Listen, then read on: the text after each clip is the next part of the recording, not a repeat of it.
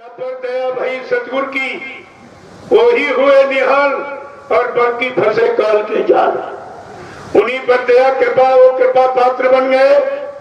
उन्होंने उनको जाना माना पहचाना, उनको भक्त कहते। भक्त और शिष्य में अंतर है।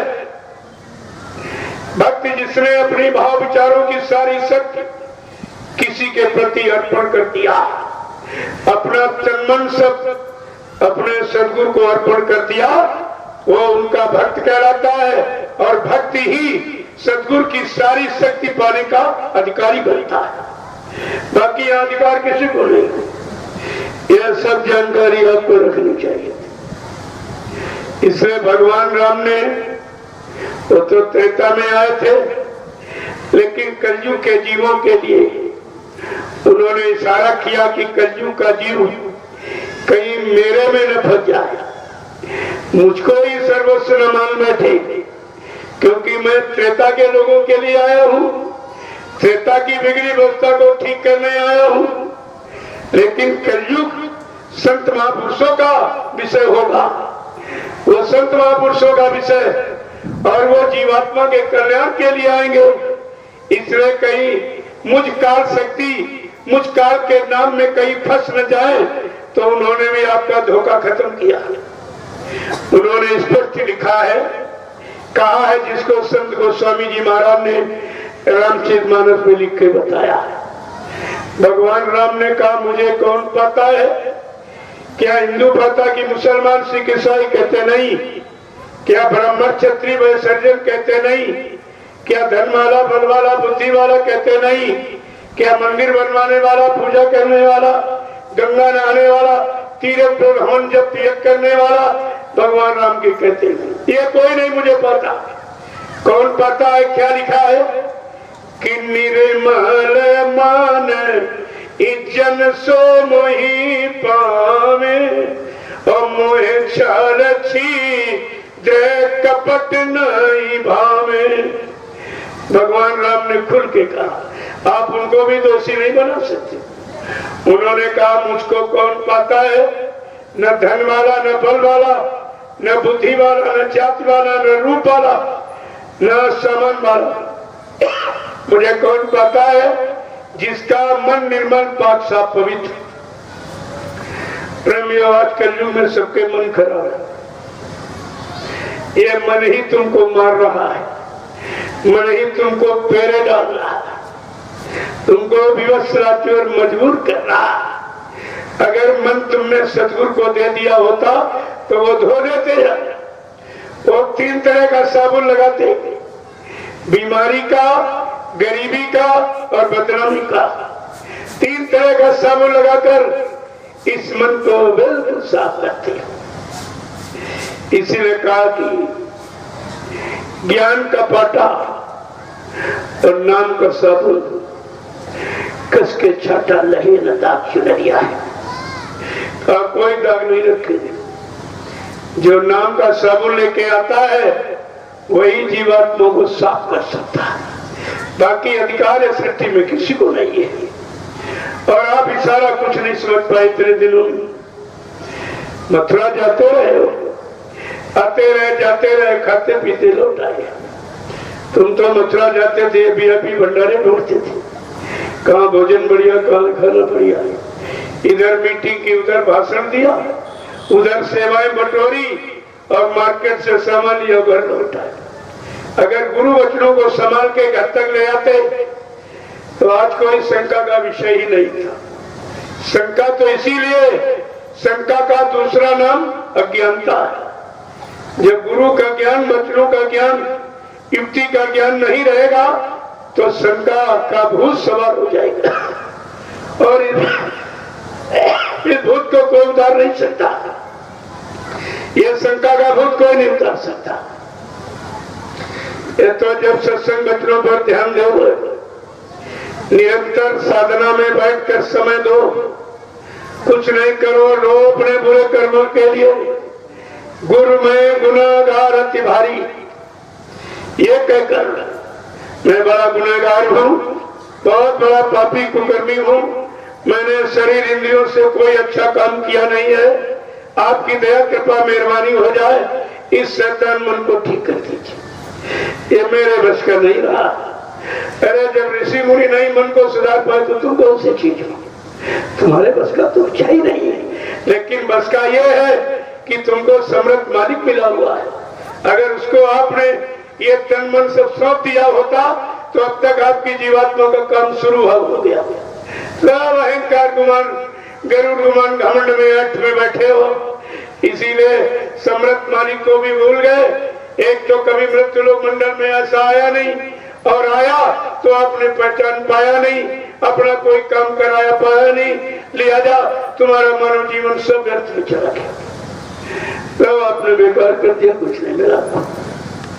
भगवान राम कहते हैं मुझको निर्मल मन वाला, न धन वाला, न बल वाला, न बुद्धि वाला, न जात वाला, न रूप वाला, मुझे पता है जिसका मन निर्मल पाक सा पवित्र हो। और ये जब सतयुग त्रेता के ऋषि मुनियों, योगियों, ब्रह्मचारियों का मन नहीं निर्मल रहा, ये कलयुग का गंदा कमजोर जीव कैसे निर्मल बनाएगा।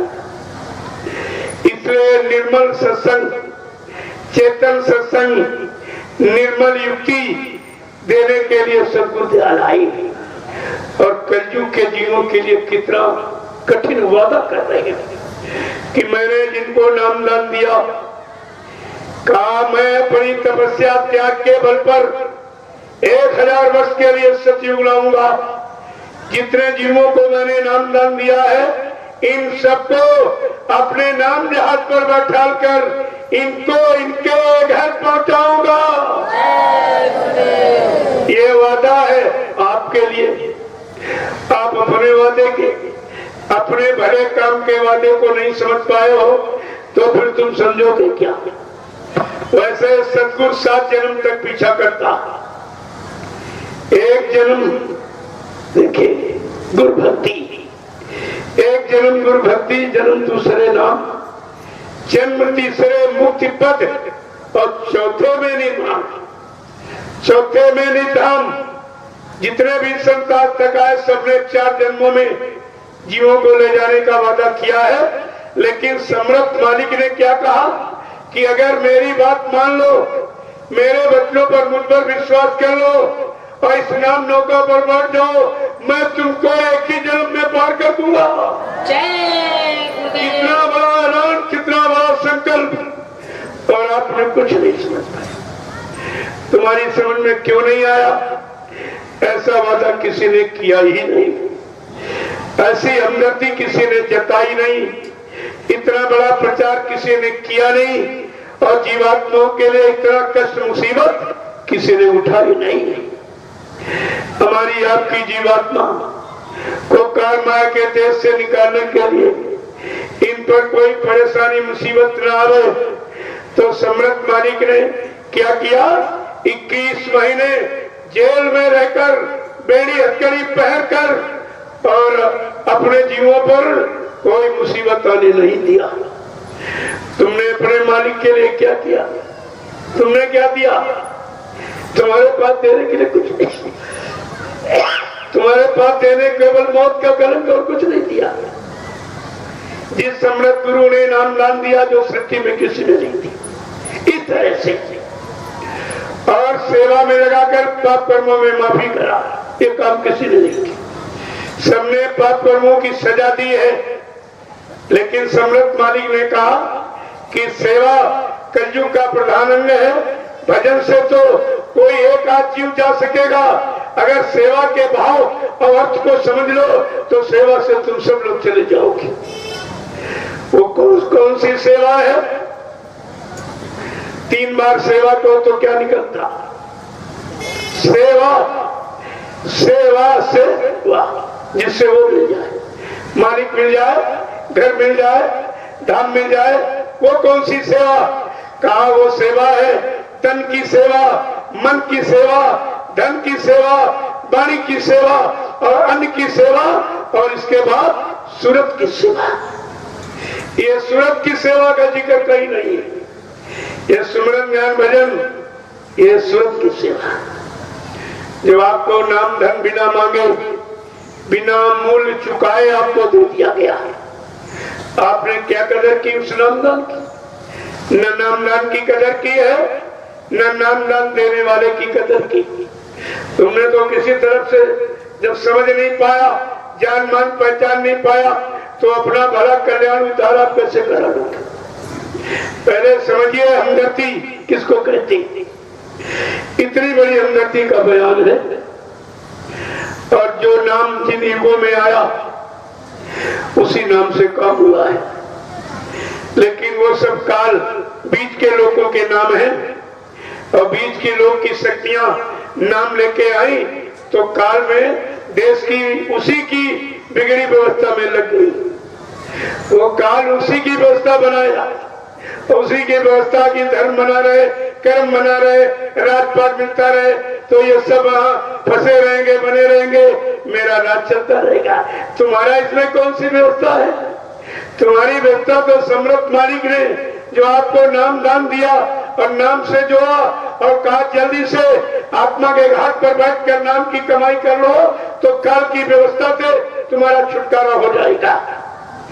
लेकिन न काल की व्यवस्था समझते, न दयाल की समझते, न काल काम जानते, न दयाल का काम जानते। अगर तुमने सत्संग बचनों को समझा होता तो काल की व्यवस्था से अलग हो गए होते। रहते तो यही कहा था कि बगैर संसार के तुम्हारा काम नहीं चलेगा। लेकिन अगर संसार तुम्हारे में आ जाए तो काम बंद हो जाएगा। संसार में रहो जैसे नाव पानी के ऊपर रहती है, बगैर पानी के नाव चल नहीं सकती, निश्चित है। लेकिन अगर स्थिति उलट जाए और पानी नाव में चला जाए तो डुबा देगा। अगर व्यवस्था जरा सी बदल गई तो उसका परिणाम खराब होता है। आपको संसार परिवार शरीर में रहने का तो उपदेश दिया गया, लेकिन कहा इनमें फंसने का काम नहीं। धीरज से अपना काम निकालो। जो कर्म कर्जा आपने लिया दिया और उसको भुगतान नहीं किया है, उसी से आपको पत्नी और पति और बेटा और बेटी और भाई बंद और बिरादर माँ बाप ये सब आपके साथ जोड़ दिए थे। ये कर्म कर्जा है, का धीरज से इसको अदा कर लो। हंसते हंसते इसका निपटारा कर लो।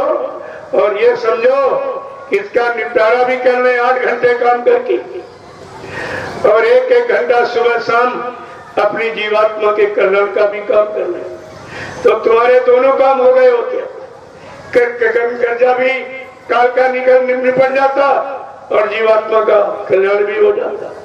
लेकिन जब तुमने सत्संग को सुना ही नहीं, समझा ही नहीं, अपनाया नहीं, किया नहीं, अपने जीवन को उसके अनुसार बनाया नहीं, तो तुम्हारे दोनों काम रह गए। कर्म कर्जा भी रह गया है और कर्म कर्जा बढ़ाते चले जा रहे हो। कहते ये मुनाफा वो लाभ हो रहा, ये मुनाफा लाभ ही तो कर्म कर्जा है। तुमको ये कहा गया है परिवार चलाने के लिए 1 रुपए का सामान 20 आने में बेच सकते हो। जो 4 आने लाभ ये तुम्हारी मजदूरी है, इसे में तुम्हारा पूरा पड़ जाएगा, बरकत मिल जाएगी। कोई घर में बीमारी नहीं, कोई झगड़े झंझट नहीं, कोई आपदा नहीं, कोई दुर्घटना नहीं, कोई प्राकृतिक प्रकोप नहीं होगा। फिर आपको चाहिए क्या? लेकिन तुम्हारा ये शैतान मन जो काल का एजेंट, तुम मन का कहना मानते हो, तुम गुरु की बातें कहा न सुनते हो न मानते हो, और मन सलाह तुमको इसी काल के जाल में फंसने की देता रहता, तो तुम बड़े खुश रहते हो। अभी बार 1 रुपए सामान लाए 50 रुपए बेचा, ये यानी 50% कर्जा लाते रहे तो कहते मुनाफा हो रहा है। इनको नहीं मालूम मुनाफा कर्जे का मतलब क्या होता, कोई जानकारी आपको नहीं है।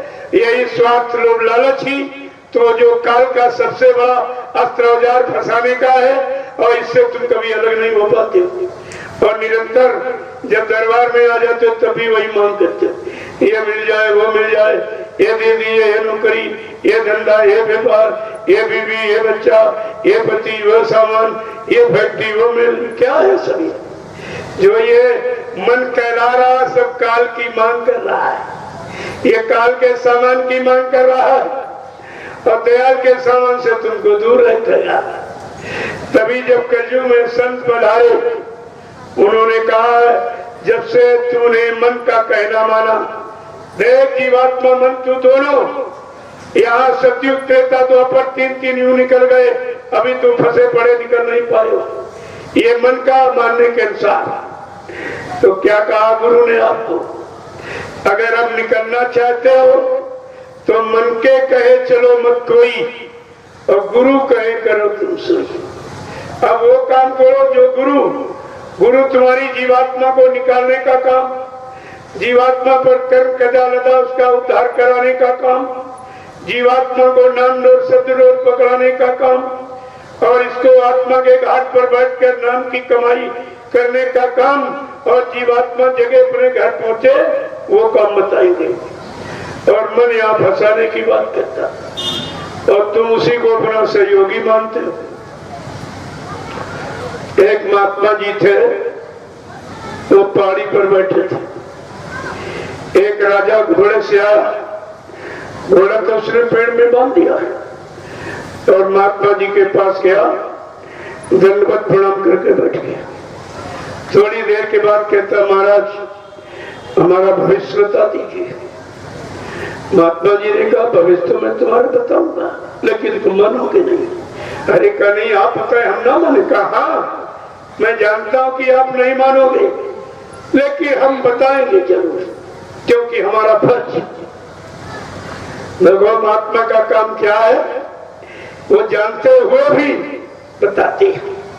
कहा मैं जानता हूं कि आप लोग नहीं मानोगे, लेकिन हम बताएंगे जरूर, क्योंकि मेरा फर्ज है। तो महात्मा जी ने कहा, राजन जो तुम शिकार खेलने जंगल में जाते हो, ये हत्या, जीव हिंसा पाप है। देखो शिकार का खेलने मत जाना, लेकिन तुम जाओगे जरूर। क्या कह रहे, एक तरफ कहते जाना, एक तरफ कहते तुम जाओगे जरूर। कहा अगर जंगल जाना तो कोई जंगल में अच्छा खुशनुमा सुंदर कोई घोड़ा मिल जाए, उसको घर लेके मत आना, लेकिन तुम लाओगे जरूर।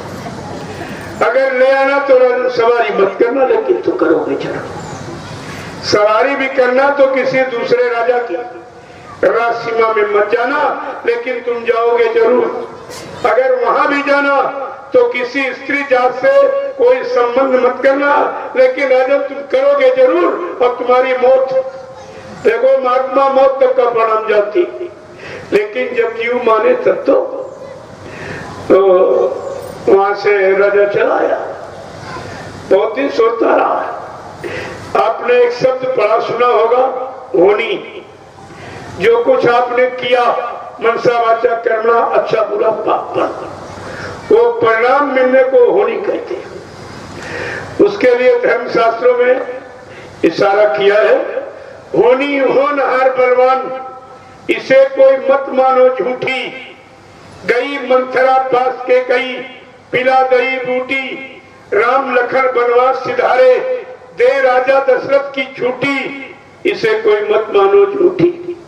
पर नारी के हेतु रमणा, नियत करी खोटी, प्रणाम क्या हुआ, लंकगढ़ सोने की टूटी, इसे कोई मत मानो झूठी। दूसरा शब्द है कर्मगति, एक ही चीज है, पर्यायवाची शब्द है। कहा कर्म गति, जो कर्म अच्छे बुरे पाप किए हैं उनकी गति को कोई रोक नहीं सका था, उसका परिणाम निश्चित आपको भोगना पड़ेगा। जिसका प्रमाण दिया है कि गुरु वशिष्ठ से पंडित ज्ञानी, जिन शोध के लगन धरी, और सीता हरण और मरण दशरथ को, और बनहुम विपद पड़ी, कर्म गति टाली नहीं टली। जो कर्म आपने अच्छे बुरे, धोखाधड़ी, बेईमानी, छल कपट, व्यभिचार कुचार, ये जो भी आपने किया है, इस गति को यहाँ कोई भी टालने वाला नहीं है। लेकिन संत महापुरुषों के लिए लिखा है, संत लेख पर मेघ मारे, मेटे अंक कुंड बहाल के। जो ब्रह्मा ने कलम चला दी हमारे आपके पाप पुण्य कर्मों की सजा और लाभ देने की, कहा अगर संत सदगुरु आएगा उसको पूरा अधिकार है, वो सेवा में लगाकर तुम्हारे द्वारा किया गया पाप पुण्य कर्मों की अदायगी करा देगा। उनको मिटाने का अधिकार बाकी किसी को। रामचरितमानस ने क्या लिखा, संत दरस जिन पातक टरई, संतों के दर्शन मात्र से पापों का क्षय हो जाता है, केवल दर्शन मात्र से। इसीलिए उनकी दया की नजर होती, कृपा की नजर है, वो आरूद और मेहर की नजर है, जिस पर डाल देंगे उसके अनंत जन्मों के पाप क्षय हो जाते। इसलिए संतों के दर्शन का महत्व, स्पर्श उनके शरीर से जो छू जाए उसको छू ले, वो उनको छू ले, उनके शरीर से निरंतर दया की धार निकलती रहती है, वो भी आपको लाभ देती है। दरस परस मुख मंजन पाना और विप्र का है सुन वेद पुराण। वेद पुराणों में भी महिमा है उनके शरीर की। वो देखने में मनुष्य शरीर है, लेकिन पूरा दया का भंडार होता। उनके शरीर के हर अंग से दया की धार बहती रहती है। क्यों? ये भोगों से परे हैं, काम करो लोभ मोह अहंकार से दूर खड़े हैं, इसलिए उनके शरीर तो तुम्हारे जैसा मानो शरीर, लेकिन शरीर के हर अंग से दया की धार निकलती रहती है और वो आपका लाभ कर देती है। वो धार तो उनकी वैसे भी निकलती रहती, लेकिन जीवों को उनका स्पर्श और दरस और परस मिल जाए तो लाभ उनका हो जाता है। ऐसे लाभ ये चलते फिरते हो जाता है, जो लाभ यहाँ रुपया पैसा देकर आपका कोई नहीं कर सकता।